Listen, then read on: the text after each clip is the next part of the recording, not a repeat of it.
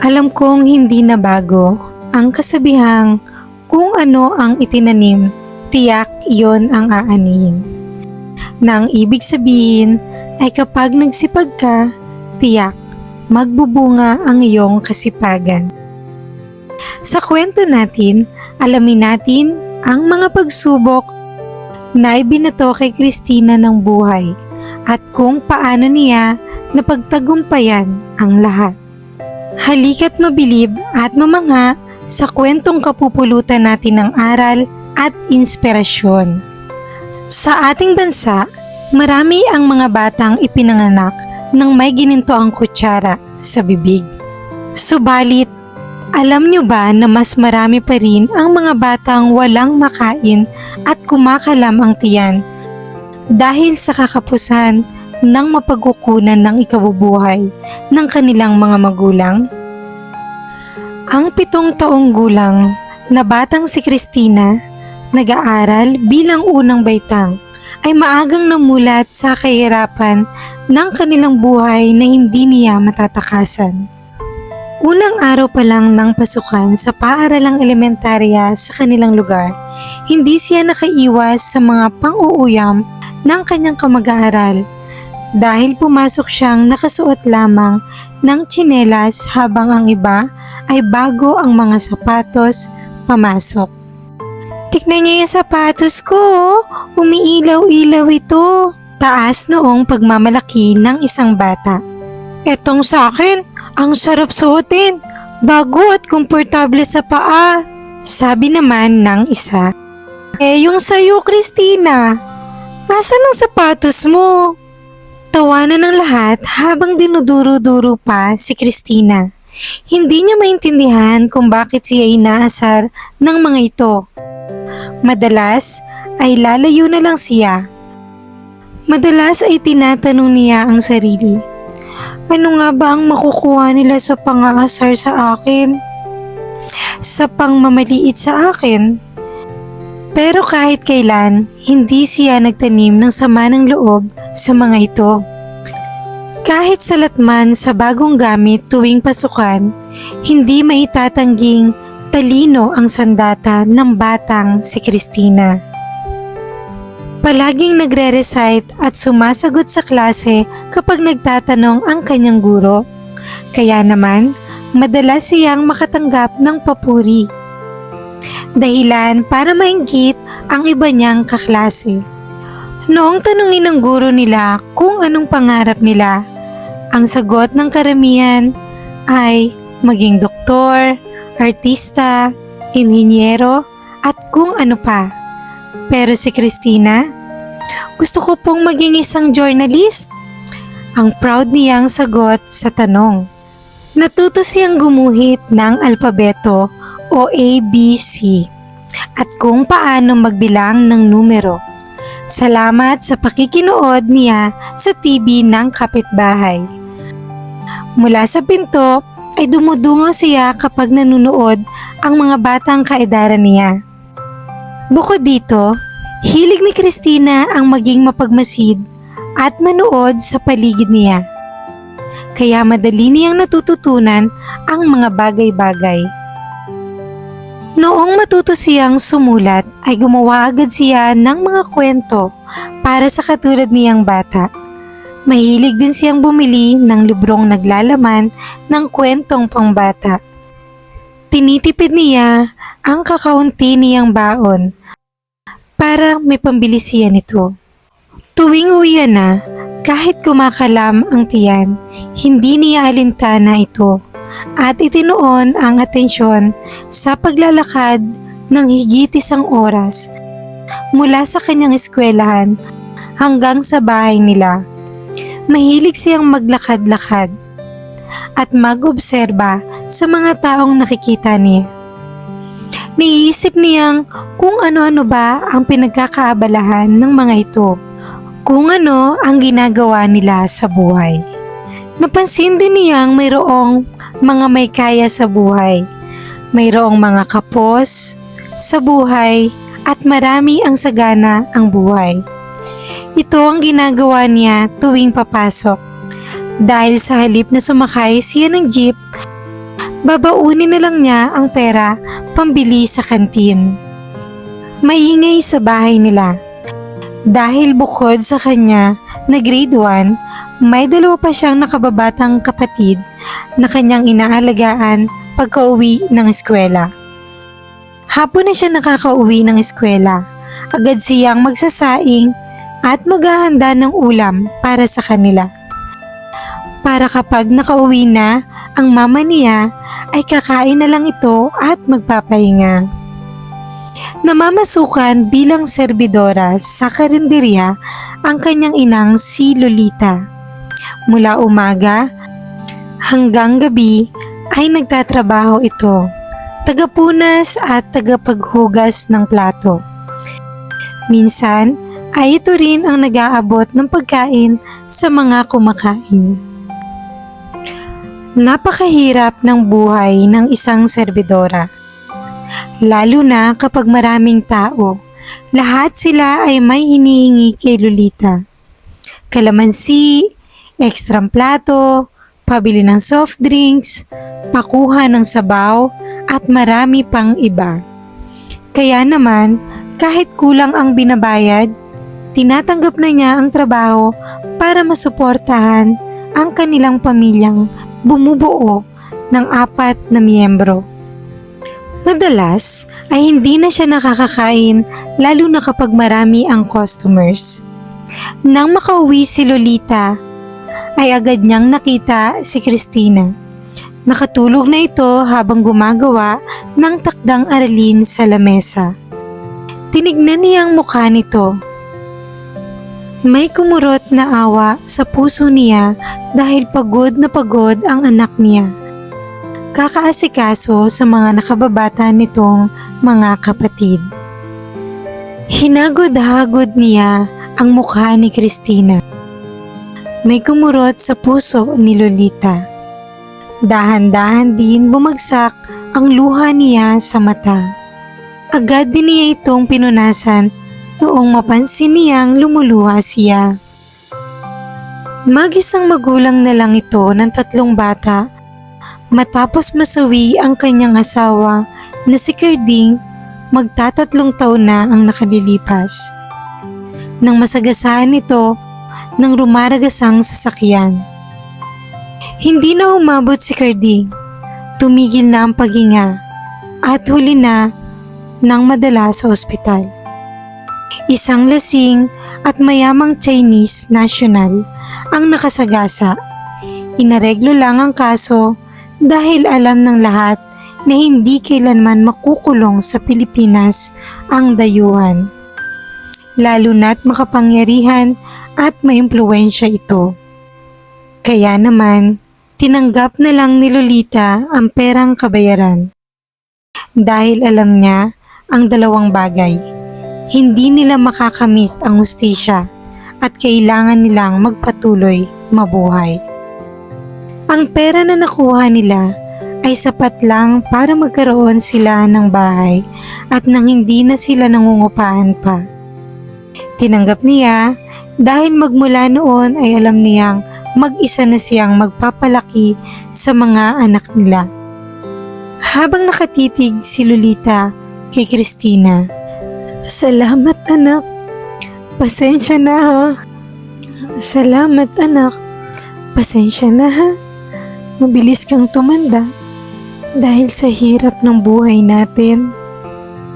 Bulong nito sa natutulog na bata.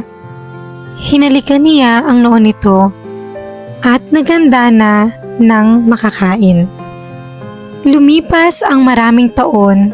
Nagbunga ang kasipagan ni Christina. Nakapagtapos siya ng elementarya bilang valedictorian sa kanilang paaralan. Marami din siyang awards na natanggap. Tumatalon sa tuwa ang kanyang ina na si Lolita. Hindi mapigil ang pag-agos ng luha sa mata dahil proud na proud sa anak niya. "Congrats anak! Nagawa mo! Ikaw ang valedictorian!" Bati ni Lolita sa anak. "Congrats ate! Ang galing mo ate!" Manlibre ka naman, ate. Sunod-sunod ang bati ng kanyang mga kapatid. Thank you po, nanay, at sa aking cute na mga brother and sisters. Nagsisimula pa lang ako. Marami pang hahakutin at tatapusin si ate. Abot tenga ang ngiti ni Christina. Sa wakas, magkakaroon na ng reporter sa pamilya natin. Sabi ng ina, nakangiting inaasar-asar ang anak. Ma, matagal pa po. Ilang taon pa po bago ko makamit yun. Tara po, kain tayo. Saan niyo gusto? Dala ko pa naman itong si Mr. Piggy B. Hawak at iwinawagayway ni Christina ang kanyang alkansya. Jollibee po tayo, ate. Nagagalak na sabi ng isa. Yay! Tara po! Nagdidiwang ang kanyang mga kapatid. Pero bago ang lahat, uwi muna tayo. Ang sakit ng paa ko sa bagong sapatos na ito. Sabi ni Christina. Thank you, Mama. Walang anuman, anak. Ay, oo nga. Gusto ko din magpalit. Umuwi muna tayo. Nang makauwi na sila, pagkabukas ng ilaw ni Christina, ay tumambad ang maraming tao. Surprise! Ang isinisigaw ng mga ito. Congratulations, Christina! Sabi ng matalik niyang kaibigan na si Stella. Ang galing mo, Christina! Nagawa mo! Sabi ng magulang ni Stella. Isa-isa pang bumati ang mga kabarangay niya. Proud na proud ang lahat kay Christina. At lahat daw sila ay saksi sa pagsisipag nito sa kabila ng kahirapan ng buhay. Bukod sa kaunting salo-salo na inihanda ni Lolita, nagambagan din ang mga kapitbahay niya para dumami ang handa ni Christina. Siyempre, hindi nawala ang fried chicken para sa mga bata. Habang lechon naman ang inatake ng mga nanay at tatay. Tuwang-tuwa si Christina sa sorpresa ng mga ito. Masayang-masaya din si Lolita at niyakap ang anak. Ma, babawi po ako sa inyong lahat. Iaahon ko po ang pamilya natin sa hirap. Christina, anak, okay na itong buhay natin na sama-sama tayo. Huwag mong akuin ang lahat. Opo, pero ayun po ang pangarap ko. Kapag naging journalist na po ako, uunlad po ang estado natin sa buhay. Nakangiting sambit ni Christina. Kahit ano pa yung gusto mo, anak, tiyak akong matutupad mo yan. Ang galing at talino mo kaya, ganda-ganda mo pa. Isang ngiti naman dyan. Hirit ng ina. Napangiti ng todo si Christina. Nagmodel-model pa ito sa ina. Maraming salamat po sa paniniwala at pagtitiwala sa akin, Ma. Dinoble palalo ni Christina ang sipag niya sa high school. Bukod dito, pumasok din siya ng part-time sa mga kakilala niya para matustusan ang mga gastusin sa bahay dahil madalas na magkasakit ang mama niyang si Lolita. Kung dati ay higit 10 oras siyang nagsisilbi sa karinderya, ngayon ay 6 na oras na lang. Si Christina rin ang nagbibigay ng baon sa mga kapatid niyang kasalukuyang nasa elementarya pa lamang. Hindi naman siya nawala ng oras para sa mga aktibidad sa school niya. Sumali din ito ng campus journalism upang mahasa pa ang kanyang pagsusulat at pagiging mamamahayag. Hindi na rin siya madalas mabuli dito dahil marami na siyang kakilala at kaibigan. Ang pambubuli sa eskwelahan din ang madalas niyang tuligsain sa diaryo sa kanilang paaralan. Nais niyang wakasan ito upang hindi na makapambiktima pa ng mga estudyanteng inosente at ang gusto lamang ay makapag-aral ng mabuti. Mabilis na lumipas ang mga taon. Nakapagtapos si Christina bilang isa sa 10 natatanging estudyante sa high school. Dahil dito ay nakapasok siya sa pinapangarap niyang school, ang University of the Philippines, Diliman bilang isang scholar ng bayan. Nagpatuloy pa siya sa kolehiyo. Ang mga hirap na naranasan niya ay ginawa niyang inspirasyon at gasolina upang mapagtagumpayan ang mga hamon sa buhay. Patuloy din niyang tinuligsa ang bullying sa kanyang research na nakapaglathala ng mga artikulo, babasahin at libro pa tungkol dito.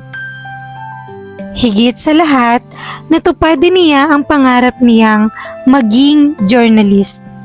Nakapagtrabaho din siya bilang reporter sa mga naglalakihang istasyon ng telebisyon. Ang lahat ng ito ay nagawa niya dahil sa kanyang talino at husay bago pa graduate ng kolehiyo. Nang makapagtapos siya ay kinuha agad siya ng isa sa pinakamalaking istasyon na nagbabalita ng mahahalagang pangyayari sa bansa. Bukod dito, nagkaroon din siya ng mga palabas tungkol sa pag-iimbestiga at pagsisiwalat ng mga katiwalian sa lipunan. Mga kababayan, huwag kayong mababahala dahil hahanapin natin ang katotohanang nagtatago kahit saan mang sulok ng mundo pa yan. Ang kanyang tagline sa sikat niyang palabas. Marami ang humahanga kay Christina dahil sa tapang nitong hanapin ang katotohanan kahit napakadelikado nito. Pinarangalan siya dahil dito, lalo na sa pagsulong at pagangat ng kababaihan. Napag-aral at napagtapos ni Christina ang dalawa niyang kapatid at sila ay naging chef at inhinyero. Si Lolita naman ay nakapagtayo rin ng maliit na negosyo. May-ari na siya ngayon ng tapsilugan na dinarayo sa lugar nila. Binisita ni Christina kasama ang dalawa niyang kapatid ang ina nilang si Lolita. Hindi nito masabi kung gaano siya ka-proud at kasaya dahil ang lahat ay nakapagtapos ng pag-aaral at nakamit ang pinapangarap na propesyon. Wala na akong hihilingin pa sa Panginoon. Sabay yakap sa 3 nitong mga anak. Pinagsaluhan nila ang simpleng hapunan na inihanda ng nanay nila. Nang matapos silang kumain, kinausap ni Lolita si Christina. Anak, kamusta? Kailan ang kasal? Po? Ayos lang po. Eto, single pa rin. Wala na po kami ni Rigor. Sabi ko na nga ba, parang may iba. Magdahan-dahan ka sa trabaho. Baka ma-overwork ka ha? Huwag mo kalimutan i-enjoy ang buhay, anak. Opo, ma. Salamat po. Ang sagot ni Christina, ngumiti pa ito. Siguradong proud na proud sa iyo ang papa mo, sabi ni Lolita. Niyakap niya si Christina. Wala na rin siyang hihilingin pa. Ang unika iha niya ay isang babaeng matapang at may paninindigan. Totoong naglilingkod sa bayan at tagapagtanggol ng naaapi at mga walang kalaban-laban. Nagulat naman si Christina. Natuwa ito sa sinabi ng kanyang ina. Ma, salamat po. Ang lahat ng ito ay para sa inyo ni Papa at sa mga kapatid ko. Maraming salamat po sa lahat. Hindi na nakuha ni Christina ang hustisya sa nangyari sa kanyang ama dahil nasawi na pala noong nakaraang taon ang nakadisgrasya dito. Kahit na ganon, patuloy pa rin ang determinasyon niyang makapagsilbi sa kapwa Pilipino niya. Hindi man nakuha ni Christina ang hustisya para sa kanyang pamilya, nakatulong naman siyang makuha ang hustisya sa kaso ng iba. Nagpatuloy pa ang karera ni Christina sa paglilingkod sa mga Pilipino. Naging sumbungan siya ng mga naapi at mga inoopres ng mga makapangyarihan. Tinutulungan niyang makamit ang hustisya at katotohanan sa mga kasong ginagamitan ng impluensya at kapangyarihan ng mga makapangyarihan. Siya ay naging inspirasyon ng marami. Dahil sa kanyang sipag at tiyaga, marami siyang natulungan, hindi lang ang pamilya niya, kundi ang sambayanang Pilipino. Higit sa lahat, binigyan niya ng pag-asa ang mga tao at gumawa siya ng tunay na pagbabago sa bansa. Kalaunan ay nakilala niya si Diego na isang doktor, kung saan ibinuhos ang pagmamahal at pag-aaruga niya. Nagbunga ang pagmamahalan nila ng isang supling, si Ana.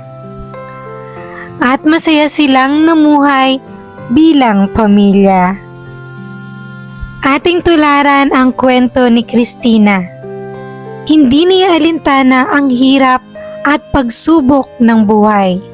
Bagkus, ginawa niyang motibasyon ang mga ito para magtagumpay at makamit ang kanyang mga pangarap. Sana po ay nagustuhan nyo ang ating munting kwento sa araw na ito. Maraming salamat po. Ito ang Dear Abelita, naghahatid sa inyo ng istorya na magpapaantig sa inyong mga puso. Hanggang sa muli!